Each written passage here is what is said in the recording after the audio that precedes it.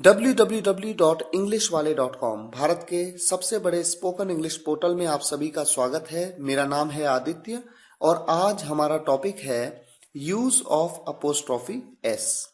Apostrophe S का प्रयोग। Apostrophe के बारे में आप पहले ही पढ़ चुके हैं और अब आप ये जानेंगे कि अपोस्ट्रोफी एस का प्रयोग कहां पर किया जाता है। अपोस्ट्रोफी एस का प्रयोग हमेशा संबंध को दर्शाने के लिए किया जाता है। संबंध, जैसे मैं कहूं राम का पेन।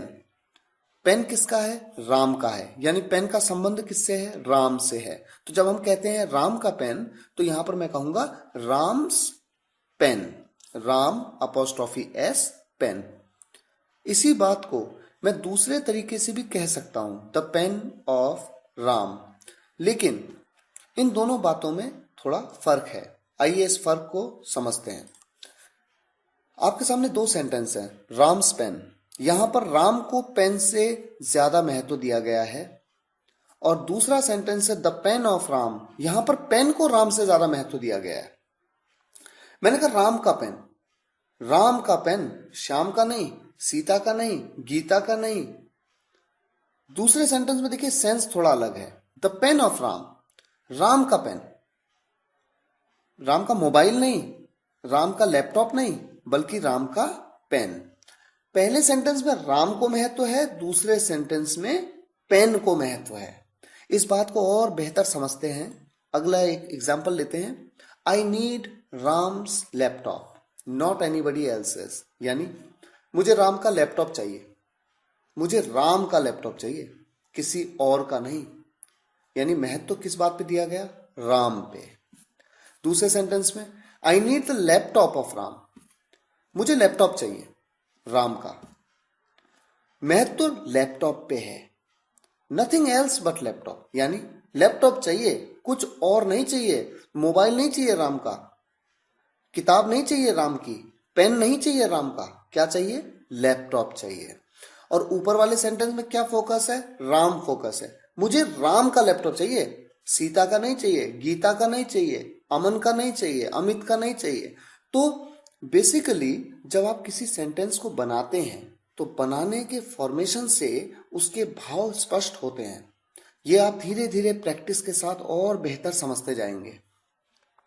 आइए अपोस्ट्रोफी एस के कॉन्सेप्ट को थोड़ा समझें और ये भी समझें कि कभी कभी आप देखेंगे कि अपोस्ट्रोफी के बाद एस लगा है और कहीं कहीं पे कुछ वर्ड्स में एस के बाद अपोस्ट्रोफी लगी है। क्या मतलब होता है?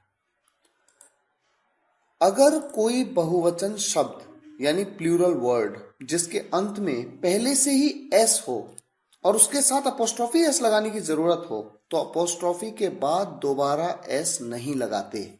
थोड़ा कंफ्यूज करेगा आपको, डोंट वरी, आप समझिए। देखिए आपके सामने दो वर्ड लिखे हैं, जीन्स, ट्राउजर्स। क्या आप ये जानते हैं कि ये वर्ड्स प्लूरल होते हैं, इनका कोई सिंगुलर नहीं होता।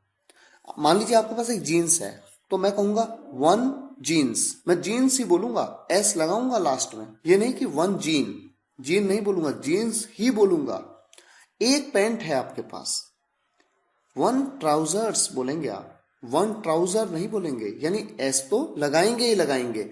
ये शब्द होते हैं जो प्लूरल होते हैं अपने आप में। ये बात आप नाउन चैप्टर के वीडियो लेक्चर में भी समझेंगे।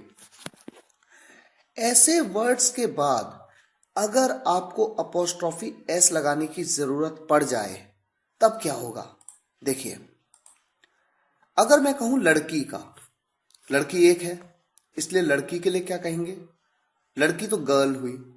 लड़की का, गर्ल्स, गर्ल के बाद अपोस्ट्रोफी और एस लगा दिया, लड़की का। अगर मैं कहूं लड़कियों के, अब यहां एक प्रॉब्लम है। अब देखिए लड़कियां एक से ज्यादा है इसलिए लड़कियों के लिए क्या लगाएंगे? तो लड़कियां एक से ज्यादा है तो गर्ल्स तो बोलेंगे ही। उसके बाद अपोस्ट्रोफी एस लगाना है आपको के लिए। तो अपोस्ट्रोफी एस जब लगाया तो देखिए क्या हो गया? गर्ल्स अपोस्ट्रोफी एस, एस के बाद अपोस्ट्रोफी फिर एस आ गया। तो होता क्या है, ऐसे केसेस में जो लास्ट का एस होता है उसको नहीं लगाते, केवल अपोस्ट्रोफी लगा देते हैं और ये अंडरस्टूड हो जाता है कि बोलने का मतलब है लड़कियों के।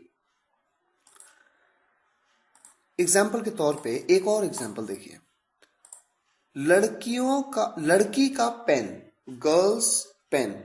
एक लड़की के पेन की बात हो रही है, और जब मैं कहता हूं गर्ल्स पेन, जहां पर कि एस के बाद अपोस्ट्रोफी लगाता हूं, यानी कि यहां लड़कियां एक से ज्यादा हैं, पेन भी ज्यादा है, लेकिन लड़कियों के पेन, लड़कियों के लिए अपोस्ट्रोफी एस वाला एस हट गया, केवल अपोस्ट्रोफी लगाया, एस नहीं लगाया। ये एक्चुअल ग्रामर है। आप कई बार न्यूज़पेपर्स जब पढ़ते हैं, आप नोट करेंगे कि जो प्लूरल वर्ड्स होगा उसके बाद अपोस्ट्रोफी एस में से एस को हटा दिया जाएगा, केवल अपोस्ट्रोफी लगा देंगे और उसका मीनिंग वही होगा जो अपोस्ट्रोफी एस का मीनिंग होता है।